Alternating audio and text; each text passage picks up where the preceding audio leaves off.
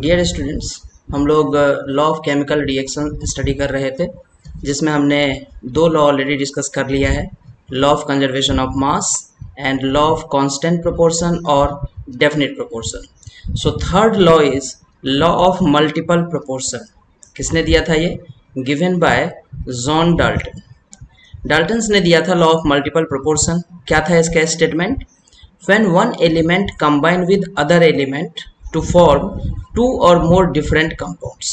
एक एलिमेंट है जो किसी दूसरे एलिमेंट से कंबाइन करके एक से ज्यादा कंपाउंड बना रहा है।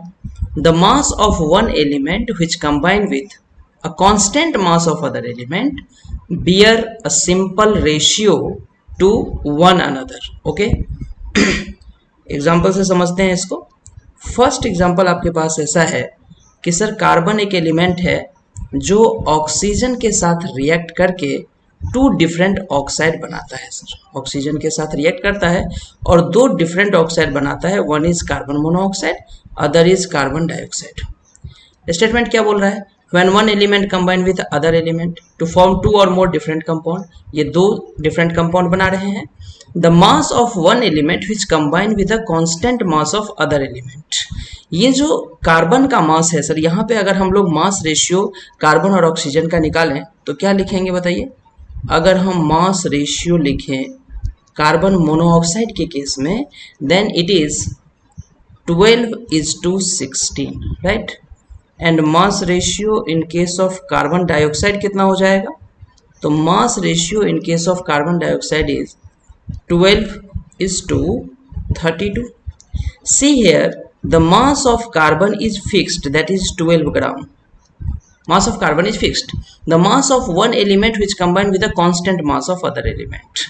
So ये जो ऑक्सीजन का मास है जो कि कार्बन के कांस्टेंट मास से कंबाइन कर रहा है, that mass, that oxygen atom bears a simple whole number ratio, simple natural number ratio.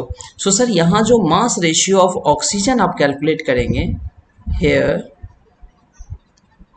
mass ratio of oxygen, mass ratio of oxygen atom, oxygen is equal to 16:32, or we may say 16:32, or we may say what, 1:2, simple ratio। क्या था statement? फिर से एक बार समझिए कि when one element combine with other element to form two or more different compound. Carbon एक element है जो ऑक्सीजन के साथ कंबाइन करता है, दो डिफरेंट कंपाउंड बनाता है, carbon monoxide and carbon dioxide. Got it? The mass of one element which combine with a constant mass of other element.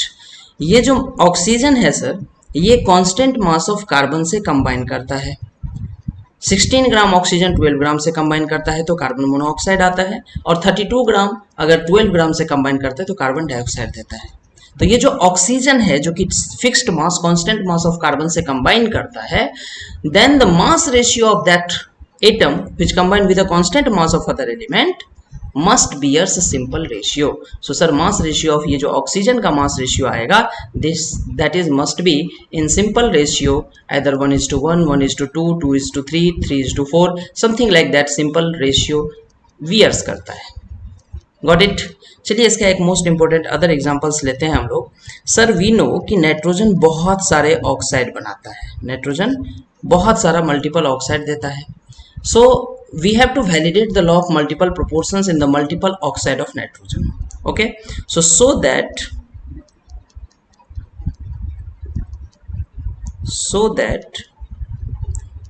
different oxides of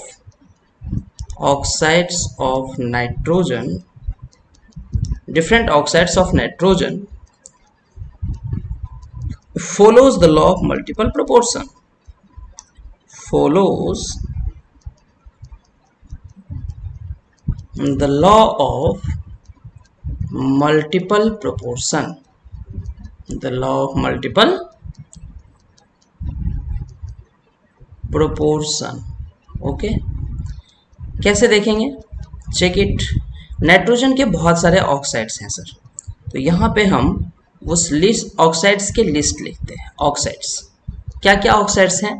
like आप अगर ऑक्साइड्स का लिस्ट लिखेंगे, it is N2O, then NO होता है nitrogen oxide, then N2O3, then NO2 लिख सकते हैं आप, देन नाइट्रोजन पेंटाऑक्साइड N2O5 लिख लेते हैं, देन NO3 लिख लेते हैं, N2O, NO, N2O3, N2O5, NO3, right?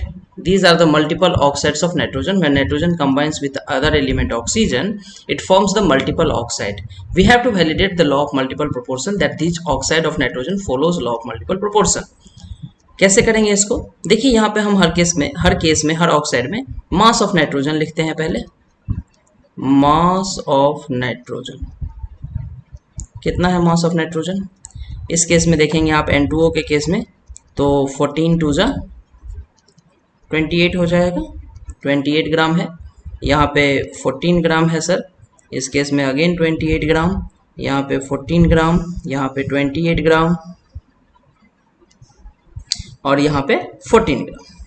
Mass of oxygen लिखते हैं यहाँ पे, mass of oxygen. Oxygen atom का मास क्या है? तो ऑक्सीजन एटम का मास डिफरेंट ऑक्साइड में अगर आप देखिएगा, इन दिस केस ऑक्सीजन का मास 16 ग्राम, यहाँ पे हो जाएगा इन दिस केस ऑल्सो 16 ग्राम, 3 है यहाँ पे तो कितना हो जाएगा? 16 3 जा 48 ग्राम। यहाँ पे 2 है सर, सो 32 ग्राम। यहाँ पे 5 है 80 ग्राम, 3 है 48 ग्राम। These are the masses of nitrogen and oxygen.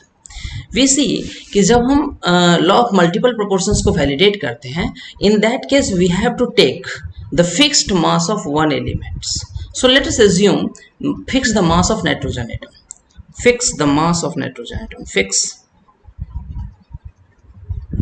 the mass of nitrogen atom. अगर हम नाइट्रोजन एटम का मास यहाँ पे फिक्स कर दें, कितना कर दें? 14 ग्राम। नाइट्रोजन एटम का मास हम यहाँ पे फिक्स करना चाहते हैं। So in all cases nitrogen atom का मास हम 14 14, यहाँ भी 14, यहाँ भी 14, इस केस में भी 14 और इस केस में भी 14 ग्राम कर लेंगे। तो क्या होगा? करस्पॉन्डिंग ऑक्सीजन का मास भी वेरी करेगा, तो क्या हमें मास ऑफ ऑक्सीजन भी निकालना पड़ेगा इस केस में?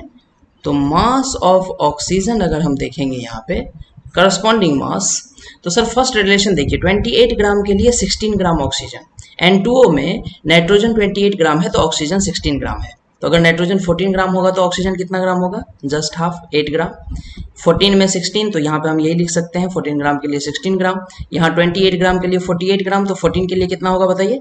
जस्ट हाफ हो जाएगा इसका, तो 24 हो जाएगा सर ये। 14 के लिए 32 तो सर यहाँ पे हम 32 ही लिखेंगे, यहाँ पे 28 के लिए 80 है तो 14 के लिए 40 हो जाएगा, जस्ट हाफ। 14 के लिए 48 तो यहाँ पे 48 ही आएगा। Now you see we fix the mass of nitrogen here. So 14 gram of nitrogen, when we take the 14 gram of nitrogen and combine with the oxygen, different masses of oxygen, it forms the different oxide N2O, NO, N2O3, NO2, N2O5 and NO3. So is that कि sir oxygen mass ratio of oxygen is a simple ratio? Yes. So mass ratio of oxygen, mass ratio of oxygen in different oxide, what is it? It is 8:16:24:32:40:48. Got it? This is the mass ratio of oxygen which combine with the fixed mass of nitrogen to gives different oxides of nitrogen. So what is the simple ratio? Just common it 8 or divide everything with 8, so it becomes 1:2:3:4:5. Anything missing? क्या यहाँ पे कुछ missing है?